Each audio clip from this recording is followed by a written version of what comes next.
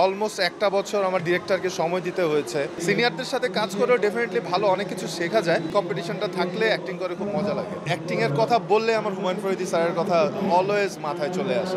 শাবনুর আপু হলে ভালো হতো।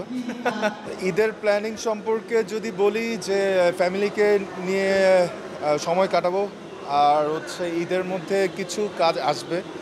একটা সিনেমা আসার কথা খোদা হাফেজ নামে, হোপফুলি সব ঠিক থাকলে সেটা আসবে। তারপরে হচ্ছে ক্লাব ইলেভেনের একটা ফিকশন আসবে অংশু ভাইয়ের, সেটাই আমি ক্যামিও করেছি। তারপর আমার বিগ বাজেটের 2-3টা মিউজিক ভিডিও আসতে পারে।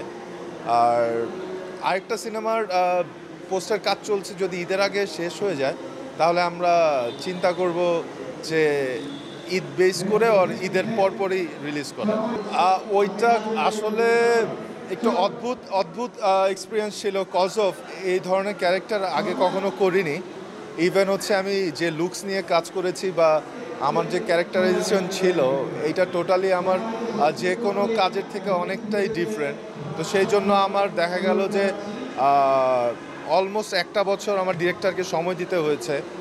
সে আমার লুকস নষ্ট করতে দেয়নি, মানে যথাসম্ভব আমি চেষ্টা করেছি যে ডিরেক্টরের কথা মতো চলতে, ক্যারেক্টারটা কী হবে, ডায়লগ ডেলিভারি কেমন হবে, বডি ল্যাঙ্গুয়েজ কেমন হবে, সেগুলো নিয়েই আসলে আমি খেলেছি। তো আমার কাছে মনে হচ্ছে যে আমার নর্মাল অন্য ক্যারেক্টারগুলো থেকে এটা টোটালি ডিফারেন্ট। আমার ওই ক্যারেক্টারের নাম হচ্ছে রক্সি। এটা খুব মিস্টেরিয়াস একটা ক্যারেক্টার। সিনেমায় দেখলে মনে হবে যে ও খুব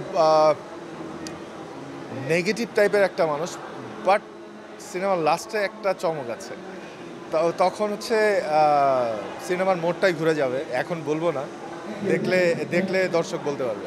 নতুন একটা ছেলে এসছে ম্যাকদিদার নামে, তারপর নিপা আক্তার রিয়েলি আছে, তারপর আমান রেজা আছে, জনি আছে, সীমান্ত আছে, এরকম করে অনেকেই আছে। বেশ ভালো, ইয়াং জেনারেশনের সাথে কাজ করার মজা হচ্ছে মেন্টালিটি অনেকটা মিলে যায়।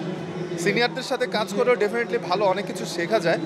বাট হয় না যে একই এইজের বা ছোট এরকম তাদের সাথে কাজ করলে হয় কি একটা মাস্তিতে কাজটা শেষ হয়ে যায়।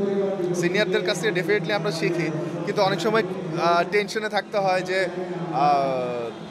কেমন করছি, তাদের সামনে ভালোভাবে পারফর্ম করতে পারছি কিনা, বা আমাদের কোনো ব্যবহারে তাদের ডিসরেসপেক্ট হচ্ছে কিনা, এই টেনশনগুলো থাকে।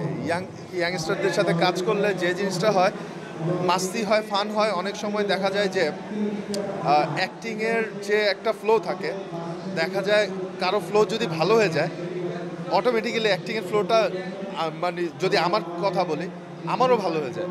তো এই ফানটা হয়, এই কম্পিটিশনটা থাকলে অ্যাক্টিং করে খুব মজা লাগে। তা আমার কাছে বেশ ভালো লেগেছে। ডেফিনেটলি আমি বলবো হুমায়ুন ফরিদি স্যার। আরও আছেন, বাট অ্যাক্টিংয়ের কথা বললে আমার হুমায়ুন ফরিদি স্যারের কথা অলওয়েজ মাথায় চলে আসে। সো আমি স্যারের কথাই আগে বলবো।